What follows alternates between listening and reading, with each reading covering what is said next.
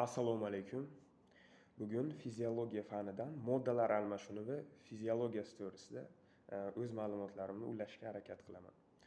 Xo'p, tirik organizmlar hayot faoliyati davomida unda bo'ladigan biologik jarayonlar, ya'ni protsesslar, u oksidlanish, qaytarilish bo'ladimi, yokida turli xil protsess, modifikatsiya, o'sish bosqichlari, hamma jarayonlarda energiya ajraladi tirik organizmda. Va aynan mana shu energiya ajralayotgani bu tirik organizmni ishchanlik faoliyatidan dalolat beradi. Ma'lum bir protsess, ya'ni ish bo'layaptiki, undan energiya ajralyapti. Aynan mana shu energiyani xususiyatlarini hamda bu energiyani tirik organizmlar va sistemalarda o'zgarishga uchrashini fizikaning maxsus bo'limi hisoblangan termodinamika o'rganadi. Ya'ni aynan termodinamika. Xo'p, termodinamikada 3 xil sistemalar mavjud. Ya'ni bular atrof muhitdan shartli ravishda ajratib olingan tizimlar. 3 xil sistematik tizim. Alohidalangan yoki izolyatsiyalangan deyiladi bu termodinamik tizimlar. Alohidalangan, izolyatsiyalangan termodinamik tizimlar bu atrof muhit bilan modda ham, energiya ham alishmaydilar. Ya'ni ularda energiya sarfi ham o'zgarmaydi, massasi ham o'zgarmaydi. Bular izolyatsiyalangan.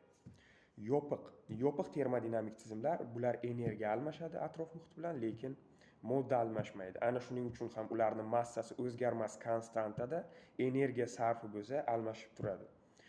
Bunga misol qilib notirik tabiat, aynan televizor, muzlatgichni misol qilish mumkin. Aynan yopiq termodinamik tizimlar bular. Faqat energiya almashadi, modda almashmaydi. Massasi shuning uchun o'zgarmas konstantada. Ochiq termodinamik tizimlar, barcha tirik organizmlar, u hayvon bo'ladimi, u qanaqadir sut emizuvchi yoki odam, bularning hammasi ochiq termodinamik tizimga kiradi. Tirik organizmlarning hammasi. Ular atrof muhit bilan modda ham, energiya ham almashadi. Ya'ni ularning energiya sarfi ham, massasi ham o'zgarishi mumkin aynan atrof muhitni ta'siriga ko'ra. Xo'p, termodinamikani qonunlari bor. Aynan birinchi qonunga ko'ra energiya yo'qdan bor, bordan yo'q bo'lmaydi. Faqat birinchi holatdan ikkinchi holatga o'zgarishi mumkin. Ya'ni kimyoviy energiya issiqlik energiyasiga aylanishi mumkin. Misol uchun yo'q bo'lib qolmaydi hech narsa tabiatda. Faqat bir turdan aynan boshqa turga o'tadi. Ikkinchi qonuni mavjud termodinamikani aynan moddalar almashinuvi fiziologiyasida muhim. Ya'ni har qanday energiya, qanaqa energiya bo'lishidan qat'iy nazar, oxir-oqibat bu issiqlik energiyasiga aylanadi. Aynan tirik organizmda bo'ladimi yoki boshqa yopiq tizimlarda u issiqlik energiyasiga aylanadi. Aynan issiqlik energiyasi bu materiyani tartibsizligiga olib keladigan omil. Va mana shu materiyani tartibsizligi entropiya bilan darajasi bilan aniqlanadi. Ya'ni entropiya bilan. Ya'ni entropiya oshsa, bunda misol uchun kimyoviy energiyani issiqlik energiyasiga aylanishi kuchayadi. Aynan mana shuni hisobiga, aynan tirik organizmning hisobida, misol uchun oksilni yoki uglevodni parchaladi, kimyoviy energiya hosil bo'ldi yoki elektr energiya, mexanik energiya. U oxir-oqibat issiqlik energiyasiga ajralib, umuman tanadan chiqib ketadi. Tanadan chiqib ketdiki, yana bu moddalarga bo'lgan talab kuchayadi aynan odamning organizmida. Mana shuni hisobiga biz oziq-ovqatga, aynan plastik va energetik moddalarga doimiy ravishda muhtojlikni sezamiz. Aynan ochiq termodinamik tizimlar. Xo'p, o'zi modda va energiya almashinuvi nima degani? Modda va energiya almashinuvini ta'minlaydigan kimyoviy, fizik va fiziologik jarayonlarning barchasining yig'indisi bu moddalar almashinuvi deyiladi. Moddalar almashinuvi qanday jarayondan iborat? Bu tashqi muhitdan kerakli oziq moddani qabul qilish, uni o'zgartirib, parchalab, hujayraga kiritib, kerakli jarayonlardan o'tgandan keyin energiya olib, uni keraksiz moddalarni ekskretsiya qilish jarayonidan iborat. Moddalar almashinuvi juda ham keng tushuncha. U shartli ravishda 3 ta bosqichga bo'lib olishimiz mumkin moddalar almashinuvini. Birinchi bosqichi bu boshlang'ich bosqich, ya'ni hujayragacha bo'lgan bosqich. Qo'li hujayraga kirmasdan qabul qildik moddani, uni og'izda fizik kimyoviy ishlovga uchradi, oshqozonda, ichakda umuman parchalandi, monomerlar hosil bo'ldi. Aynan qon orqali bu hujayraga yetkazib berishgacha bo'lgan jarayonlarni hammasi umuman hazm qilish, transport uni bu boshlang'ich jarayon hisoblanadi. Oraliq bosqich. Oraliq bosqich aynan mana endi metabolizm bu. Ya'ni aytishadiki ko'pchilik moddalar almashuvi bu metabolizm deyiladi. To'g'ri, metabolizm modda almashuvi, lekin moddalar almashuvi bu juda ham keng tushuncha. Metabolizm uni bir bo'lagi shunchaki. Metabolizm bu ikkita qismdan iborat aynan. Bilamiz, assimilyatsiya, anabolizm, dissimilyatsiya, katabolizm. Assimilyatsiyada bu energiya sarfi bilan kechadi. Ya'ni qabul qilgan endi moddalarimizdan quyi molekulalardan yuqori molekulyar moddalar sintezlanadi. Energiya sarflanadi. Misol uchun aminokislotadan oksil sintezlanadi, glyukoza glikogenga aylantirib depolanib qo'yiladi. Ya'ni yuqori molekulyar moddalar energiya sarfi bilan sintezlanib, depolanib, zaxira holida keltirib qo'yiladi. Bu energiyani zaxiralash uchun ham muhim aynan moddalar almashinuvida. Anabolizmning ikkinchi nomi assimilyatsiya. Xo'p, dissimilyatsiya. Dissimilyatsiya bu nomi bilan parchalanish, ya'ni katabolizm ham deyiladi. Bunda endi aynan qabul qilgan moddani energiya olishga qaratiladi. Parchalanadi bunda modda. Bunda energiya hosil bo'ladi. Aynan bu energiyani miqdori farq qilishi mumkin. Endi u mitoxondriyada aynan aerob va anaerob holatda ketishi mumkin aynan dissimilyatsiya. Kislorodsiz anaerobda kamroq energiya hosil bo'ladi. Sababi misol uchun aynan anaerob glikolizni misolida olsak, laktat hosil bo'lsa 2 ATF hosil bo'ladi, 2 mol ATF. Lekin u aerobda, ya'ni kislorod ishtirokida to'liq parchalansa 25,5 mol ATF hosil bo'ladi. Aynan muhitga qarab, aynan vaziyatga qarab, kislorod yetarlimi, undan ko'proq energiya olib jamg'arilib hujayrani prosesslari uchun ishlatiladi aynan. Xo'p.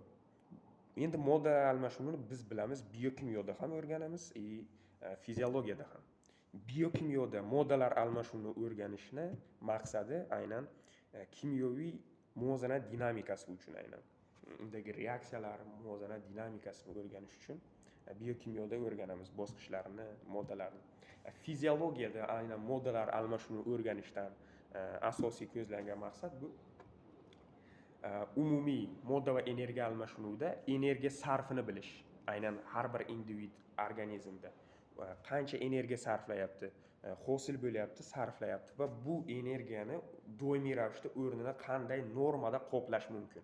Aynan oziq moddalar bilan qanday qoplash mumkin? Mana shu fiziologiyaning asosiy maqsadi moddalar almashinuvini o'rganishda. Va bunda oziq moddani biz aynan oksilni, yog'ni, uglevodni, suvni, umuman energetik qiymatini, ya'ni uni kilokaloriyasini bilishimiz muhim.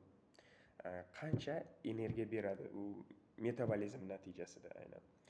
O'zi kilokaloriya nima degani? 1 kilokaloriya xalqaro birliklar sistemasida 1 gram suvni 1 gradus haroratda isitish uchun ketgan issiqlik miqdoriga 1 kilokaloriya deyiladi. Aynan bunda yog'da ham, oksilda ham kilokaloriyasi bor, aynan isitish uchun aniqlangan bu. Eng yuqori kilokaloriya bu yog'da 9,3 kilokaloriya. O'zi 1 kilokaloriya 4,9 kilojoulga teng, 38,9 aynan yog'ni 1 gramdan ajraladigan energiya miqdori, issiqlik miqdori. Xo'p, uglevod bilan oksilda bir xil 4,1 kilokaloriyani tashkil etadi. Xo'p, endi assimilyatsiya, ya'ni anabolizm bilan katabolizm organizmni yoshiga bog'liq bo'lishi, jinsiga, uni mehnat faoliyati, yashash tarziga bevosita bog'liq. Misol uchun, yosh o'sayotgan organizmda aynan balog'atga yetish davrida yoki yosh chaqaloqlarda umuman anabolizm ustun katabolizmdan. Chunki unda sintezlanish kerak oksillar, turli xil kerakli gormonlar sintezi, jadal anabolizm. Faqat sintezga qaratilgan asosiy vositalar, moddalar, umuman energiya. O'rta yoshli odamda muvozanatda aynan 25 dan o'tgandan keyin уже 18 dan ham boshlansa kerak. O'rta yoshlilarda umuman menopauzadan o'tib ham bu normada muvozanatda turadi. Endi keksalarda umuman 60 yoshdan keyin katabolizm ustunlik qiladi. Ya'ni endi hujayralar tarkibidagi o'zini parchalashga bo'ladi. Endi katabolizm ustunlik qiladi. Ya'ni kuchayib boradi. Shunga ko'ra farq qiladi aynan. Xo'p. Endi energiya sarfini aniqlashimiz muhim. Qanday aniqlanadi bu? Maxsus kalorimetriya usullarida aniqlanadi. Ya'ni vositali hamda vositasiz kalorimetriya usullari ishlab chiqilgan. Aynan. Xo'p. Aynan vositasiz nima degani? Vositasiz kalorimetriyani Lavoisier hamda Laplacelar ishlab chiqishgan. Bunda maxsus germetik berk kameralarda insonni kirgizib qo'yishgan. U o'zining mehnat faoliyati bilan shug'ullangan, misol uchun kitob o'qigan yokida biror ish qilib turgan. Aynan germetik berk kamerada. U germetik berk kamerada quvur o'tgan, suv quvuri. Kislorod bilan ta'minlanib berilgan, karbonat angli chiqib ketish uchun naycha ham bo'lgan. Bu germetik berk kamerada. Aynan kameraga kirayotgan bu suv quvuridagi suvning harorati o'lchangan hamda chiqayotgan suvning harorati o'lchalgan. Ya'ni bunda odamdan qancha issiqlik ajralilyaptiki, bu suvning haroratida o'zgarish bo'lyapti. Shunga asoslangan bu vositasiz kalorimetriya usuli. Xo'p, endi vositali kalorimetriyachi. Vositali kalorimetriya aynan Douglas va Haldane ismli olimlar tomonidan ishlab chiqarilgan bu vositali kalorimetriya. Bunda aynan nafas koeffitsiyentini hisoblashga qaratilgan bo'ladi. Ya'ni Douglas qopchasi mavjud bo'lgan vositalida maxsus qopcha atmosfera havosidan 15-20 daqiqa mobaynida havo olib shu qopchaga puflab turilgan. Va aynan qancha karbonat angidrid ajralyapti, qancha kislorod yutilyapti. Qancha kislorod ushlanib qolyapti, aynan u oksidlanish uchun ishlatilayotgan bo'lishi mumkin. Misol uchun organizmda aynan shuni koeffitsiyentini, aynan kislorodni karbonat angidridga nisbatan nafas koeffitsiyenti hisoblangan. Bunda oksil iste'mol qilinganda bu koeffitsiyent 0.9 aynan 0.8, yog' iste'molida 0.9, uglevodlarda nafas koeffitsiyenti 1 ni tashkil qilgan. Shu usullarda aniqlangan aynan. Aynan mana shu vositali kalorimetriyada kislorodning ekvivalenti ham hisoblangan. Xo'p, kislorodning ekvivalenti nima degani? 1 litr kislorodni qabul qilganimizda, bu sarflanganda, aynan qabul qilib sarflanganda hosil bo'ladigan energiya miqdori. Bu farqlanadi aynan qaysidir moddani oksidlanayotganiga ko'ra. Misol uchun, oksil oksidlanganda aynan 4,5 kilokaloriya sarflangan. Hosil bo'lgan, ya'ni 1 litr kislorod iste'mol qilsak, oksil oksidlanayotgan bo'lsa 4,5 kilokaloriya. Yog'da bo'lsa 4,7 kilokaloriya. Karbon suvda 5 kilokaloriya energiya hosil bo'lgan. Ya'ni farq qiladi. Aynan qaysidir modda oksidlanishga ko'ra kislorodni qabul qilish natijasida hosil bo'lgan energiya miqdori farqlanadi. Xo'p, endi asosiy almashinuv tushunchasi bor fiziologiyada. Asosiy almashinuv degani bu tinch holatimizda. Ya'ni emotsional zo'riqmayotganda, stressda bo'lmagan paytimiz, uxlamayotgan paytimiz, jismoniy zo'riqmagan paytimiz normada, masalan, nahorda ertalab shunchaki yotganimizda, hech nima qilmay yotganimizda normada, ya'ni stressda emasmiz, tinch holatdamiz. Ana shu holatda qancha energiya hosil bo'ladi organizmda? Mana shu asosiy almashinuv hisoblanadi va buni ayollarda va erkaklarda farqlanadi. 1 kilogramm tana massasi uchun 1 kilokaloriya energiya hosil bo'ladi tinch holatda, aynan asosiy almashinuv natijasida tinch holatda. Ayollarda bo'lsa 10% ga kamroq, ya'ni erkaklarda misol uchun 1700 kilokaloriya hosil bo'lsa, asosiy almashinuvdan ayollarda 10% ga kam bo'ladi shunday miqdorda. Mana shu asosiy aynan almashinuv hisoblanadi. Yana tananing sath yuzasiga ham bog'liq moddalar almashinuv jarayoni, aynan issiqlik energiyasi hosil bo'lishi. Ya'ni qancha tana katta bo'lsa, tana yuzasi katta bo'lsa, shuncha undan issiqlik ko'p ajraladi. issiqlik ko'p ajraldiki, bu termodinamikaning ikkinchi qonuniga ko'ra, bu demak energiya issiqlik energiyasiga aylanyapti. Ya'ni issiqlik o'zidan o'zi hosil bo'lib qolmaydi organizmda. Ya'ni mexanik, elektrokimyoviy energiyalarni o'z navbatida issiqlik energiyasiga aylanishi natijasida tanadan ajraladi. Xo'p. Buni aniqlash mumkin aynan tana sathiga ko'ra, ya'ni tana sathini yuzasidan qancha issiqlik energiyasi ajralayotganini bilish mumkin. Qanday qilib? Bunda maxsus formula mavjud. Max Rubner tomonidan ishlab chiqilgan yuza qoidasi. Ya'ni tana yuzasi issiqlik ajralishiga to'g'ri proporsional. Bu formulaga ko'ra aynan massamizni o'zgarmas konstanta bor, 12,3. Shunga ko'paytirsak kelib chiqadi. Ya'ni massamizni, kilogrammimizni ko'paytiramiz konstantaga. Shunda tana yuzasidan ajraladigan issiqlik miqdori kelib chiqadi. Lekin bu nisbiy. Ya'ni bu formula nisbiy. Chunki emotsional zo'riqqan, misol uchun stressda yoki jismoniy faoliyatda bu ortadi. Aynan bu formula bilan aniqlagan bilan asosiy almashuv bo'lmayotgan bo'lsa, ya'ni tinch bo'lmayotgan bo'lsak, atrof muhit boshqacha ta'sir qilayotgan bo'lsa, bu nisbiy tushunchaga aylanib qoladi. Aynan energiya sarfi ham turlicha. Aytdik, 5 ta gruppaga bo'lish mumkin aynan energiya sarfi bo'yicha odamlarni. Birinchidan aqliy mehnat kishilari. Bu maktab darsligidan ma'lum bu. Yengil jismoniy mehnat kishilari, o'rtacha og'irlikdagi og'ir jismoniy mehnat va o'ta og'ir jismoniy mehnat kishilari. Bularni energiya sarfi keskin farq qiladi. Eng kam bu aqliy mehnat kishilari, ya'ni talabalar, ustozlar, lekin bu ham nisbiy. Lekin eng pasti shu baribir boshqalarga qaraganda. Sababi aqliy mehnat kishilari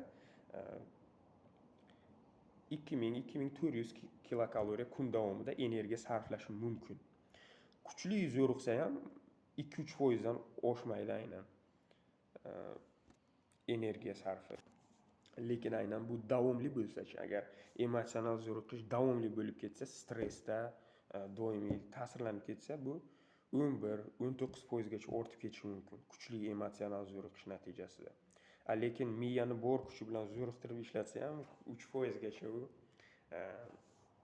ortishi mumkin metabolizm, ko'p ham emas. Lekin emotsional holat muhim, ya'ni 11-19% gacha ortib ketadi aynan. Xo'p, yengil jismoniy mehnat kishilari nisbatan ko'proq 2400 dan 2600 gacha. Og'ir mehnat kishilari 3400-3600 kilokaloriya energiya sarflaydi. O'ta og'ir jismoniy mehnat kishilari 4500 kilokaloriyagacha kun davomida energiya sarflaydi. Sportchilarda eng kuchli energiya, ya'ni qancha ko'p sport bilan shug'ullansa, bu juda ham ortib ketishi mumkin. 10-20 barobargacha energiya sarfi ortib ketadi. Shuni hisobga farqlanadi. Xo'p, endi moddalar almashinuvida aynan oksil, yog'lar, aynan uglevodlarni alohida metabolizmning yo'li mavjud, aynan jarayonlari, prosesslari. Qo'ldan kelgancha buni ham biokimyoviy juda chuqurlashmasak ham umumiy tavsif berishga harakat qilaman. Ya'ni chuqurlashsak bu juda ham katta mavzu, har biri oksil, yog', uglevodni. Suvni, mineral tuzlarni har birini jarayonlari bor, metabolizmning yo'li. Xo'p, asosiy fiziologik ko'rsatkichlarga taalluqli bo'lgan qism bilan ma'lumot ulashishga harakat qilaman. Xo'p. Eng avvalo boshlang'ich qismda aynan oksil bo'ladimi, yog' bo'ladimi, uglevod bo'ladimi, oshqozon, ichak, oshqozon me'da ichak tizimida monomergacha parchalanadi. Ya'ni aynan uglevodlar monosaxaridgacha parchalanadi, yog'lar glitserin va yog' kislotasigacha, aynan oksillar aminokislotaga parchalanadi. Lekin bularning parchalanishida alohida fermentlar bor. Misol uchun oksilda pepsin parchalasi oshqozonda, ichaklarda aynan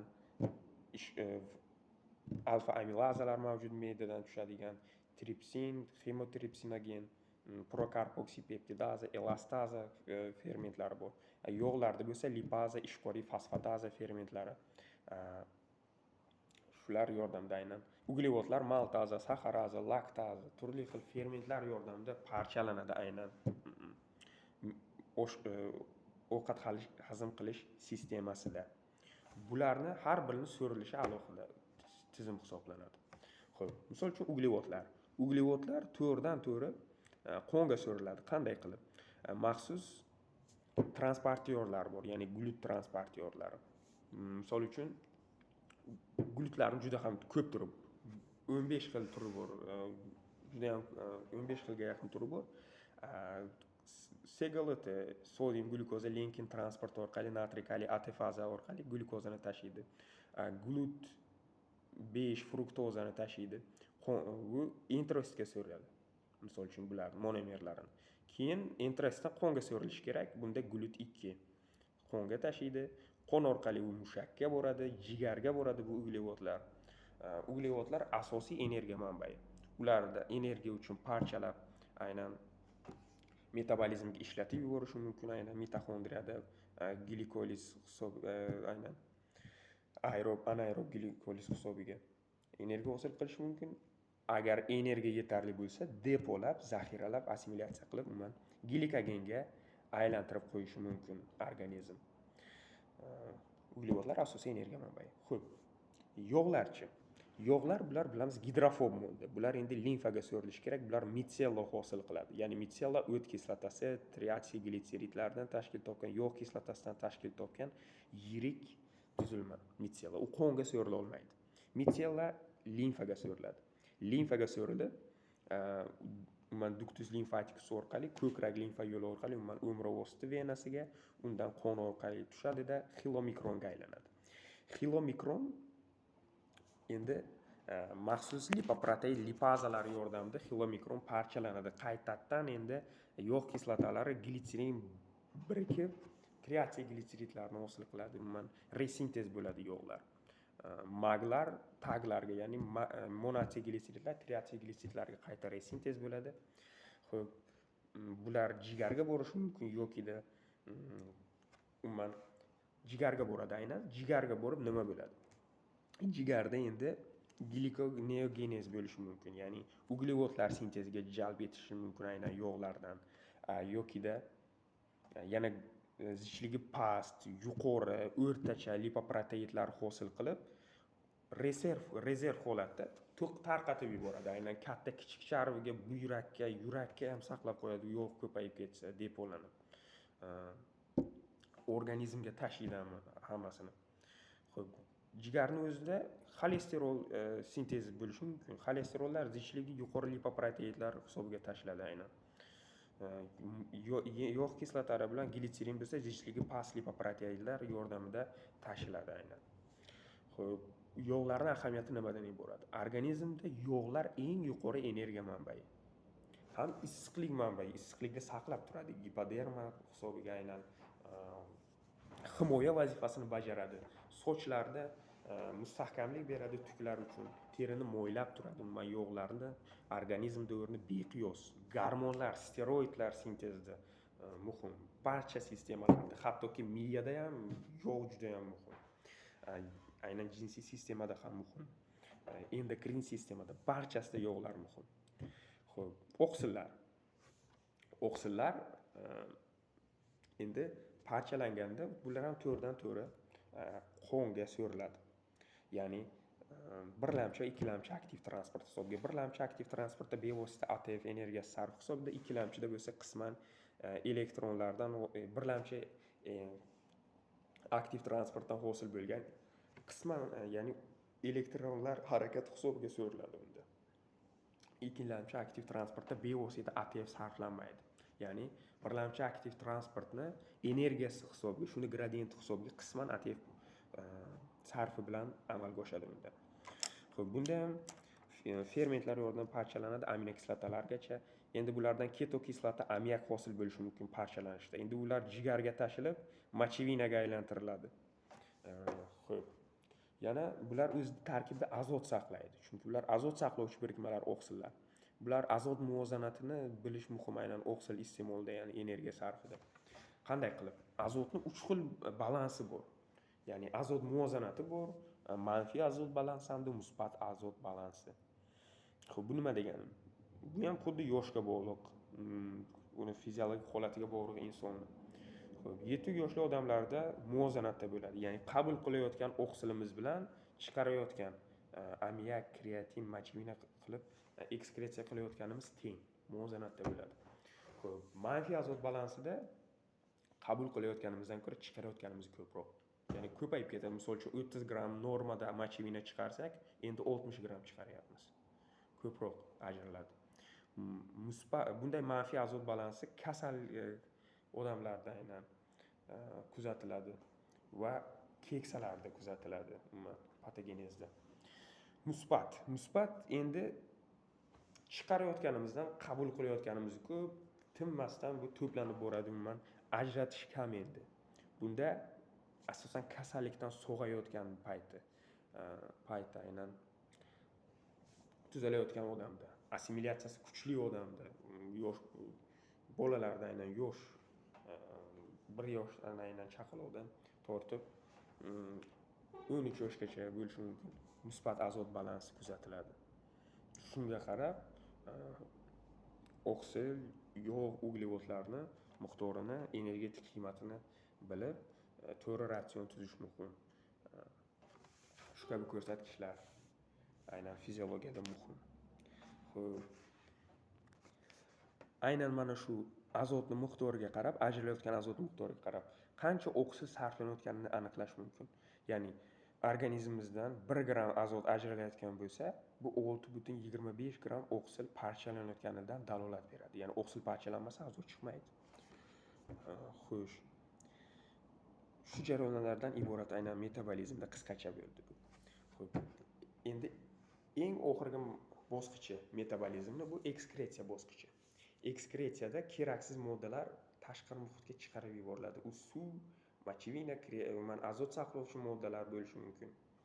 Karbonat, angidrid, o'z miqdorida is gazi ham. Suv 350 milligacha hujayradan chiqarib yuborilishi mumkin 1 sutkada normada.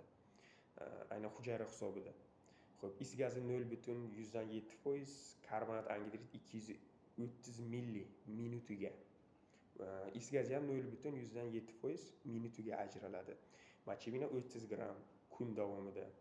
Azot saqlovchi moddalar 6 gram hisoblanadi. Mochevinani alohida grammi mavjud. Xo'p, bugungi sizlar bilan bo'lishmoqchi bo'lgan ma'lumotlar shundan iborat edi. Xato kamchiliklar bo'lsa, oldindan uzr so'rayman. E'tiboringiz uchun rahmat.